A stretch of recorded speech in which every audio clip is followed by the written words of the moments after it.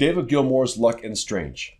David Gilmour kind of went on a big press junket for this album and promoted it a lot more than you would expect. He showed up on a lot of late night shows for a while. He made an appearance on Rick Beato's channel. And in all these places, he talked about how proud he was of this album and about how it was just sort of a happy experience making it, and actually compares it favorably to the work they did with Dark Side of the Moon. I don't think that's a completely fair comparison. That's really difficult because Dark Side of the Moon is one of the most iconic albums and musical statements, I think, of the late 20th century for sure. But I certainly would put this album up against the late period Pink Floyd albums that were coming out in the 80s. Now, that was my Pink Floyd. And I'm not going to say anything too terribly bad about it because I was in high school whenever Momentary Lapse of Reason came out, saw him on that tour. Later on, I was in college whenever Division Bell came out. I really connected with both of those albums, but undeniably, I think nobody can argue that they're not quite as strong as Pink Floyd was in their prime. With that being said, I think that Luck and Strange is comparable to those albums, particularly the Division Bell. Certainly has a lot of the same atmospheres. David Gilmour's guitar playing is as great as it's always been. The biggest fault here is that, of course, David Gilmour is an older person now, and you can hear some of the wear and tear in his voice when he starts to hit the upper range.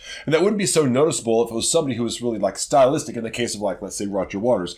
Roger Waters, as long as he's able to sing in the style that he sings in, he's going to be able to pass it off. But David Gilmour's always been sort of the sweet voice of Pink Floyd. And when you hear him go for those upper range things that don't quite respond the way that they used to, it feels kind of noticeable. But the material in the album is great, his playing is great, and certainly if you are a fan of Pink Floyd, the certain atmospheric side of Pink Floyd that David Gilmour inhabits, you can't go wrong with this album. It's a very great example of what David Gilmour is capable of. And the Floyd factor here, of course, is very great. 9.5 out of 10 on the Floyd factor. The only thing missing, of course, is that collaborative nature that he had with Roger Waters back when Pink Floyd was in its prime. But you still have to respect the work that he's doing at the age that he's at, and for everything that he's seen, it's a really fantastic album and a worthy, I think, extension of Pink Floyd's work.